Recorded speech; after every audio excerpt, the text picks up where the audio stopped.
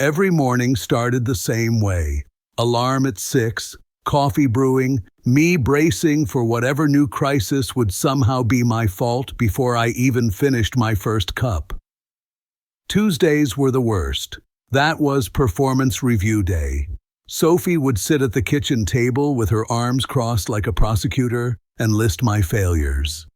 "You didn't take out the trash Monday night," she'd say, like she was reporting a felony. I'd sip coffee and remind myself that arguing only creates fresh material for next week's meeting. Never mind I worked a 10-hour shift Monday and came home to find her binge-watching. Never mind I'd taken the trash out every other week for 3 years. One missed bag, and suddenly I'm the villain in her personal drama. Here's the thing about living with someone who is never wrong. You stop fighting, not because you're weak, but because you realize energy is a limited resource. "You're right," I'd say, grabbing my work bag. "I'll remember next time." She'd smile like she just fixed the economy. I wasn't conceding. I was choosing peace over a pointless debate. When the dishwasher broke, it was because I loaded it wrong. When her car had a flat, it was because I didn't remind her to check the pressure. When her sister called her dramatic, that was my negative influence. After a while, the soundtrack moved into my head. Maybe I was the problem. Maybe I wasn't trying hard enough. Last week I was stuck in traffic, staring at a steering wheel that suddenly looked exhausted and realized I was dreading going home. Not because of the home, because of the person in it. That night I walked in and found Sophie on the couch, scrolling. She didn't look up. "We need to talk," she said, in the tone that makes every husband wish for a sinkhole. "Okay," I said. "Talk. I can't keep living like this. Every day feels heavy, Jack. Your mood, your silence, it's too much." "My silence?" I said. "You talk enough for both of us." Her eyes narrowed. "That's sarcasm. You never take anything seriously. I feel like I'm suffocating in my own house. Sorry for breathing." "Exactly." She stood and started pacing. "You turn everything into a joke. I bring up my feelings, and you treat it like open mic night. Half my day at work is people yelling at me," I said. "When I come home, I'm not signing up for overtime." "I'm not yelling." She inhaled, smoothed her hair, and returned to calm wife mode. "Maya and the girls are going to Ibiza next week. I'm going with them. Ibiza," I repeated. "The quiet, meditative island known for sleeping at 9 p.m.? It's not about parties. It's about resetting, healing. I need space." "Space," I said, rolling the word around like a marble. "Yes. And honestly, Jack, if you don't take this week to seriously think about what you're bringing to this marriage, I don't know if I can keep doing this." There it was. The ultimatum with a therapist bow on top. "So I get homework," I said. "This isn't a joke. If something doesn't change, I don't see a future for us." I nodded slowly. "Got it." I'll think she exhaled, relieved, like she'd just submitted a difficult work email. "Good. Then maybe we still have a chance." I didn't answer. Something clicked inside me, quiet, small, and final. For the first time in a long time, I wasn't panicking about how to make her happy. I was thinking about what would make me happy. She went back to her phone, already searching flights and healing beach playlists. I went to the kitchen and rinsed my cup. The faucet hissed, the room hummed, and the house sounded like a place that might one day belong to me again. Sunday morning, Sophie was already dressed like she was heading to save the planet. Perfect hair, oversized suitcase, sunglasses that cost more than my monthly car payment. She stood by the door and gave me that look. The one that says, "You're lucky I still care enough to lecture you." "Remember what I said," she told me while adjusting her sunglasses. "Use this time to really think about your mistakes." "I expect some real accountability when I get back." I kissed her cheek, because that's what a supportive husband does, and said, "Safe travels. I'll definitely be thinking about my mistakes." She smiled, satisfied, like a teacher who just assigned summer homework. Then she rolled her suitcase out the door, and a rideshare swallowed her whole. The silence hit me before I even made it back to the front door. Not the tense kind of silence I'd grown used to, the one that meant I'd said the wrong thing and now had to guess which wrong thing it was. This was a different silence, the kind where no one was about to sigh loudly from another room just to let me know I'd forgotten something. I stood in the doorway for a full minute, keys still in my hand. It felt like my house just got bigger. 5 minutes later, my phone buzzed. A text from Sophie. "Flight delayed an hour. Already stressed. This is exactly the kind of thing that wouldn't happen if I wasn't so anxious from everything at home."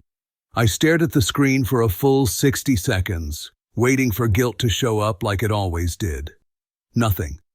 No scramble to fix it. No desperate attempt to calm her down. I just put the phone down, made myself a sandwich, with white bread and cheap mayo, the kind she hated, and left the crumbs on the counter. It felt revolutionary. 3 hours later, another text, "Boarding now. Remember what we talked about. This week needs to be productive for both of us." Productive. Like my marriage was a quarterly performance review. I typed back, "Have a great time. Enjoy the sun." What I didn't type, "Thanks for giving me the space to remember who I actually am." By the time Sunday night rolled around, I'd already done 3 things that would have earned me a full lecture if Sophie were home. I watched sports on full volume, left my shoes in the living room, and ate dinner straight out of the pan. The house didn't collapse. No one died. Monday morning, I woke up at 7 instead of 6. No rush to make coffee before she could complain about the noise. I turned on ESPN and watched the highlights in peace, feet up on the couch I normally sat on like a guest in a hotel lobby. At 11 a.m., my phone buzzed again.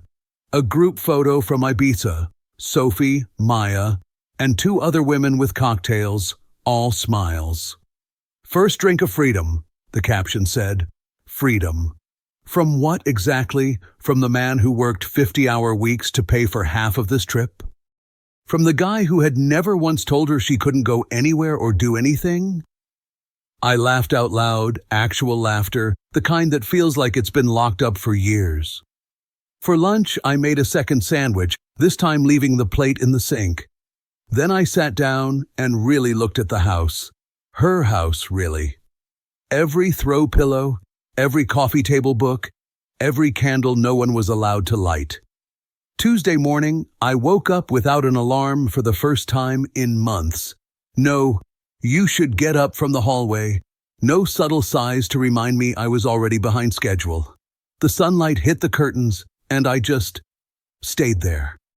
I lay in bed staring at the ceiling fan, feeling strangely calm. Normally, by this time, Sophie would be halfway through a list of things I'd forgotten to do. "Did you pay the electric bill? Did you check the mail? Did you text my mom back?" Today there was only silence. At 7:30, I finally got up, made coffee, and didn't worry about whether I was making too much noise. I let the machine gurgle and hiss and fill the kitchen with the smell of regular, non-organic coffee beans. The cheap ones she hated because they tasted burnt.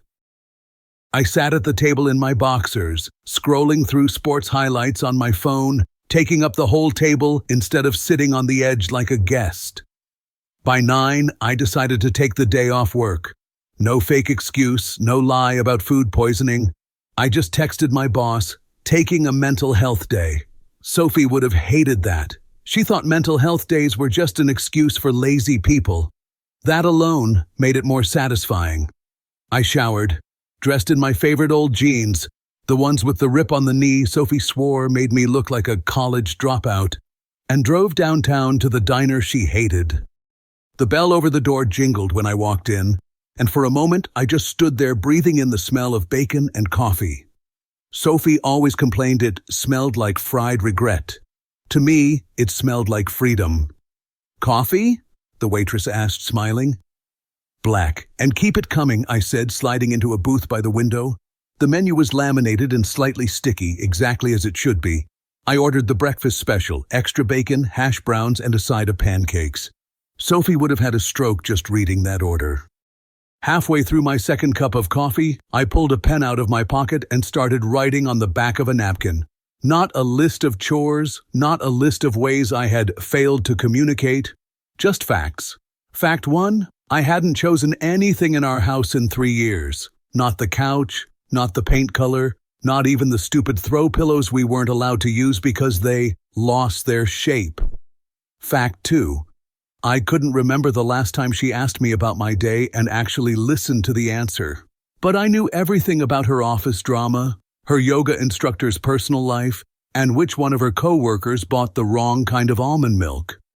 Fact 3, every vacation we'd taken was something Sophie wanted to do. Every restaurant was a place Sophie picked. Every weekend was built around her plans. When had I stopped having preferences? When had I turned into just the guy who made her choices possible? I sat back, staring at the napkin like it was a crime scene photo. This wasn't a rough patch. This wasn't us growing apart. This was the marriage Sophie wanted. Her as the lead actress, me as the supporting character who better not forget his lines. My phone buzzed halfway through the pancakes. Another update from Ibiza. This time, it wasn't just Sophie with the girls at the beach bar. It was a boomerang video. Sophie throwing her head back laughing, glass of sangria in hand, a crowd cheering behind them. Someone had written "Freedom Week" in bold white letters across the screen. I watched it twice, then a third time. Not because I was hurt, I wasn't, but because it felt like I was watching an ad for a life I wasn't invited to. Freedom Week. The guy who pays half the mortgage and fixes the sink doesn't count as freedom, apparently. The man who never told her she couldn't go anywhere or do anything? Definitely the oppressor holding her back. I put the phone down and shook my head, smiling. Not the bitter, tight-lipped smile I usually gave Sophie to keep the peace. A real smile. Because if she thought this was freedom, she was about to find out what it really looks like. A few minutes later, another buzz. This time it wasn't just the girls. A guy I didn't recognize, arm around Sophie's shoulders, both of them laughing. Caption, making new friends. So nice to be around positive energy for once. Positive energy. I stared at the screen for a full minute, then put it face down on the table.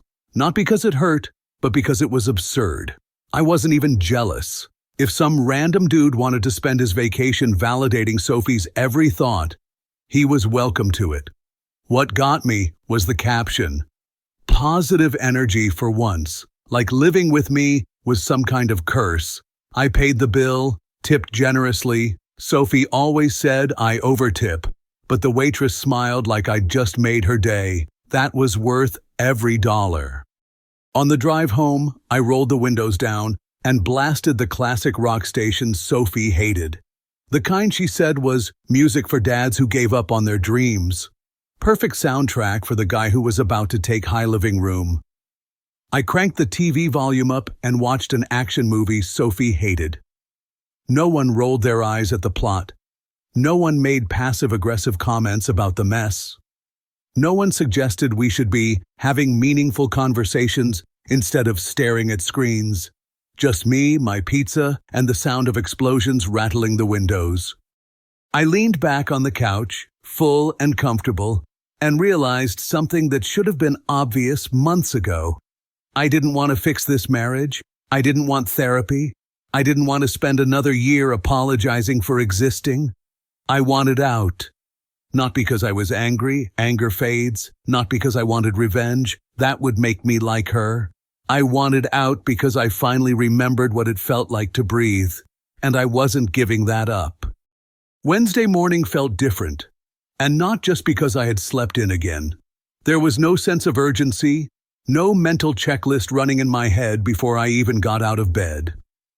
I lay there for a few minutes staring at the ceiling, listening to the faint hum of the fridge downstairs, realizing it was the only sound in the entire house. I got up, padded to the kitchen barefoot, and made coffee without rushing.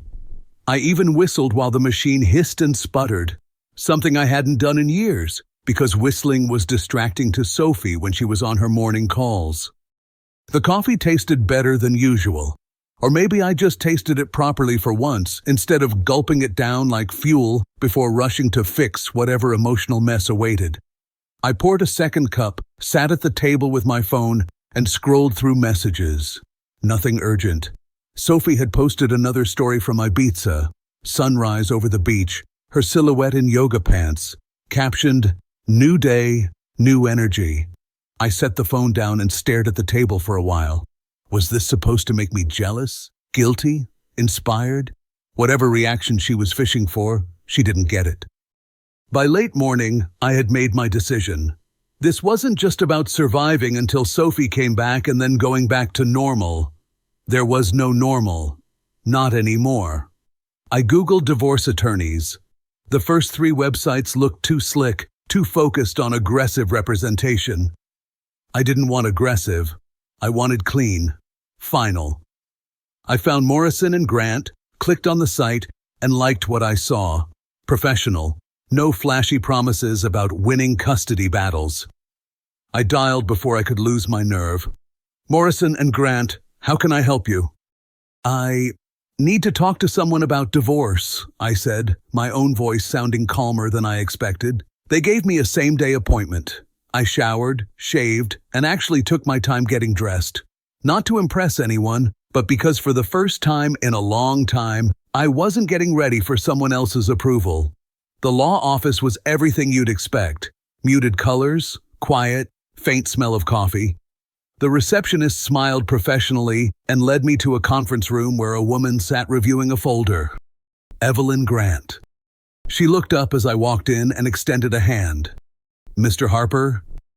"Jack," I said, shaking her hand. "Have a seat." She clicked her pen, her face neutral but not cold. "How long have you been married?" 3 years next month." "Children?" "No." "Shared assets?" I listed everything. The house, the cars, joint accounts, and yes, Sophie's student loans that had magically become our debt after the wedding. Evelyn made notes without judgment. "Any documented history of abuse, infidelity, or abandonment?" "No," I said, then paused. "Unless emotional manipulation counts." That made her look up. She didn't smile, but her eyes softened for a fraction of a second. "It doesn't count legally," she said, "but it does matter, mostly in how you handle yourself through this process." I nodded. Then yes. "A lot of that. Any chance of reconciliation?" I thought about Sophie's posts, the way she had called this Freedom Week, how she made my emotional state the cause of every problem in her life. I thought about 2 years of feeling like a defendant in my own house, being cross-examined over trash bags and dishwasher loading techniques. "No chance," I said. Evelyn nodded once, like she'd been expecting that answer. "Then here's how we proceed." She slid a packet of papers toward me, explaining the process step by step. Petition for dissolution, financial disclosures, timelines. "If you're serious, bring these back with the retainer fee." In this state, it's no-fault divorce. Unless she contests it, you could be legally done in 90 days. 90 days. 3 months to undo 3 years of slow erosion. I took the papers, thanked her, and left the office feeling light. Lighter than I'd felt in a long time. Driving home, I turned the radio up. Another thing Sophie hated. I caught myself smiling at nothing in particular, just enjoying the sound. At home, I spread the papers on the kitchen table and read through every page carefully. The legal language was dry, but I didn't mind. It was like reading instructions for how to dismantle a machine that had been malfunctioning for years. Sophie posted again that evening. A video this time, a crowded dance floor, music blaring, lights flashing, her laughing into the camera, sweaty and glowing. Caption, "Finally feeling like myself again." I stared at the screen for a few seconds, then put it face down and opened my laptop. I opened a new checking account at a different bank, one Sophie had never set foot in. Transferred half our savings, my half, earned with long hours and skipped vacations.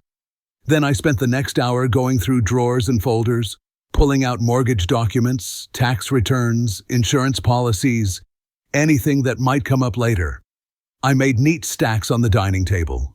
For once, this wasn't about Sophie's idea of organization. This was mine. When I was done, I stood back and looked at the table. It looked like the war room of someone preparing for battle. Except I didn't feel like I was going to war. I felt like I was finally walking toward the exit. Before bed, I did one last thing. Petty? Maybe? Necessary? Absolutely. I poured myself a beer, a cheap one, not the craft stuff she insisted was more sophisticated, and sat on the couch in the dark, just sipping and staring out the window at the quiet street. For the first time in years, the house didn't feel like a stage where I had to hit my marks. It felt like mine. When my wife arrives, I will make it official. Tuesday evening, the front door opened with the sound of a suitcase rolling across the floor. Sophie didn't say hello. She announced herself like she had just come back from a peacekeeping mission. "I'm back," she said loudly, dropping her luggage right in the middle of the hallway where I'd have to step over it. I looked up from the kitchen table where I'd been waiting with the folder of papers neatly stacked. "Welcome home," I said, calm, almost polite. She walked in, scanning the house like a detective searching for clues. "It looks exactly the same," she said, almost disappointed. "Were you expecting me to repaint while you were gone? I just thought maybe you'd use the time to reorganize something, show some initiative." There it was, 5 minutes home and already on the attack. She opened the refrigerator, frowned, and turned back to me. "You bought regular beer instead of the craft ones we usually get?" "I bought what I wanted to drink." Something in my tone made her pause. She closed the fridge slowly and looked at me for the first time since she'd walked in. "Okay," she said cautiously. "We'll talk about that later. First, I want to tell you about my trip. It was exactly what I needed. I feel so much clearer about everything now." She pulled out her phone and started scrolling through photos. Beach sunsets, brunch plates, poolside selfies. Then a picture of her with that guy from the bar, his arm around her. "This is Victor," she said with a little smile. "He's a marketing executive from Chicago. We had the most amazing conversations about life and relationships. He really helped me put things in perspective." "I bet he did," I said. She didn't notice the edge in my voice and kept going. "You know how sometimes you just need an outside view to see your situation clearly? Well, I've been thinking a lot about us, and I know what we need to do to fix things." I nodded slowly. "Go on." "The problem is we've gotten stuck in negative patterns. You come home stressed from work, I react to that stress, then you react to my reaction. It's a cycle. Victor helped me realize that you need to find better ways to manage your stress. Maybe therapy, meditation, leaving work at work so you don't bring that energy into our home." "Our home," I repeated quietly. "Right. And Rachel thinks you might have some control issues," she added carefully. "Like the way you get quiet when I'm making plans." She says that's emotional withholding. I actually laughed at that one, which seemed to confuse her. She sat across from me and reached for my hand. "Listen, Jack. This trip was a reset for me. I feel lighter, happier, and I want us to get back to being happy too. I think if you can work on managing your stress and being more present, we can fix this." I pulled my hand back and rested it on the folder. "You're absolutely right," I said evenly. "You shouldn't have to feel anxious and unhappy in your own home. And I shouldn't have to feel like I'm constantly failing some test I didn't know I was taking." She smiled, relieved. "Good. So we're on the same page." "Not quite." I opened the folder and slid the papers across the table. Her smile faltered as she read the header, "Petition for Dissolution of Marriage." "What is this?" Her voice went up an octave. "It's the solution you asked me to find. You wanted me to think about my mistakes. Well, I did. And my biggest mistake was thinking this marriage was worth saving." "You're joking." "Do I look like I'm joking? You're filing for divorce because I went on a trip with my friends?"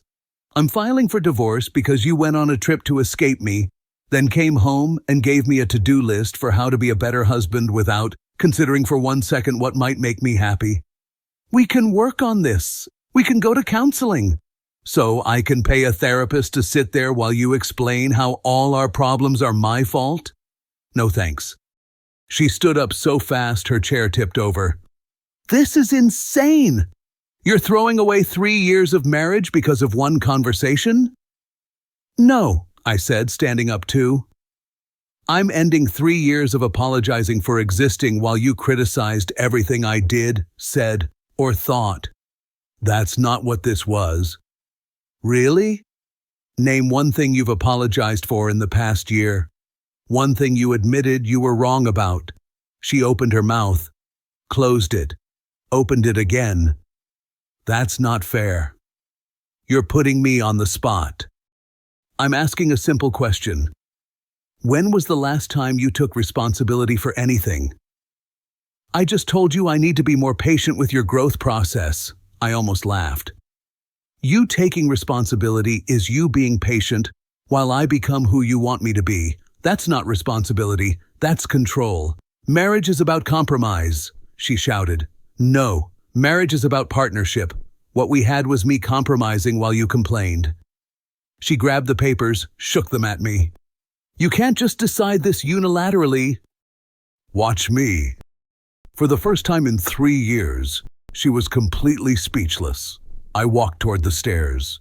You can stay here tonight if you need to pack some things, I said over my shoulder. But tomorrow, I suggest you find somewhere else to recharge from the stress of being married to me. Jack, her voice cracked. You're serious?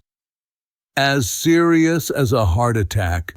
She sank into the chair, staring at the papers like they might disappear if she looked long enough. This isn't how this was supposed to go, she whispered. No, I said, pausing on the stairs. It's exactly how it was supposed to go. You just never considered that I might solve the problem instead of becoming a better problem to live with. Upstairs, I heard her on the phone for hours. She called Maya. She called Rachel. She probably called Victor, too. Each call was the same. He just snapped out of nowhere. I think he planned this while I was gone. She wasn't wrong about that last part. By morning, she had moved into full damage control mode. She was sitting at the kitchen table with coffee and a notepad, like she was preparing for a board meeting. I've been thinking all night, she said, sliding the notepad toward me. I understand why you're upset. You felt abandoned when I went on my trip, and you're lashing out. But we can fix this. Here's a list of compromises we could try: date nights, therapy, better communication guidelines. I glanced at the list. Every item was about managing the symptoms of our broken marriage, not fixing the disease. What's number 7? I asked. She hesitated. We could take turns picking weekend activities so you feel included in decisions. Take turns like children sharing toys, I said. Fairness would have been you asking me what I wanted to do sometime in the past 2 years instead of making a list now that you're facing consequences. She slammed the notepad shut. Fine, what do you want? Tell me what would make you change your mind. Nothing. Nothing? Everyone wants something. I want to come home from work without wondering what I did wrong. I want to watch TV without commentary. I want to buy groceries without getting a lecture. I want a wife who asks about my day because she cares, not because she's looking for ammunition. I want to matter in my own marriage. Her face flushed red. I do ask about your day. When was the last time you asked and actually listened without turning it into something about you? Silence. This is impossible, she shouted. You're asking me to be a completely different person. No, I said quietly. I'm telling you I'm done trying to be whoever you need me to be. She stood up, pacing. You can't just give up on us. Marriage is work. I worked for 3 years. You complained for 3 years. That's not the same thing. I wasn't complaining. I was communicating my needs. Your needs were for me to be someone else. My needs were to feel like my wife actually liked me. She froze at that, blinking fast. Of course I like you. Name one thing you like about me that isn't what I do for you. Another long pause. You're reliable. I smiled sadly. Reliable like a washing machine. Thanks. She didn't say anything else. By noon, she had packed a bag and called a rideshare. She stood in the doorway looking at me one last time. You know you're making a mistake, right? You're throwing away someone who cared about making us better? No, I said. I'm walking away from someone who cared about making me different. The door closed with a soft click, and for the first time in years, the silence that followed wasn't tense. It was peace. 3 months later, the papers were signed, stamped, and filed away somewhere in a courthouse folder I'll never see. Sophie kept the car, the one she insisted we buy because it matched her style. Fine by me. I kept the house, stripped of the throw pillows, decorative candles, and passive-aggressive energy that used to fill it. She took half the savings, which stung for exactly 1 day. Then I looked around at the quiet house and realized what I had really bought. Peace of mind. There isn't a dollar amount you can put on that. The first weekend after everything was finalized, I had friends over. Real friends. The ones I hadn't seen in years because we're too tired for guests. We grilled in the backyard, played music too loud, drank cheap beer, and no one judged me for how I cut the burgers or arranged the plates. Through mutual friends, I heard Sophie is engaged now. To Victor, of course. The guy from the beach bar, the positive energy. I raised my glass when I heard the news and said, "Good luck, buddy," and meant it. He can have the performance reviews and the lists. He can be the next project. As for me, I learned something valuable from that so-called Ibiza reset. Sometimes the best way to fix a problem isn't to talk it to death or hold endless meetings about communication. Sometimes the best way is to step far enough away to realize the problem was never yours to fix. Sophie was right about one thing. I did think about my mistakes. I thought about how I stopped standing up for myself. I thought about how I let someone turn my home into a place I dreaded coming back to. I thought about how I let myself become the quiet man in the corner, always apologizing for existing. And then I fixed all of that. These days, I come home and the house is quiet, but it's the good kind of quiet. I cook what I want. I leave my shoes by the door or in the middle of the living room if I feel like it. I watch TV shows with terrible plots and no one sighs or rolls their eyes. Last night I sat on the porch with a beer in my hand, the sun going down, the street completely still.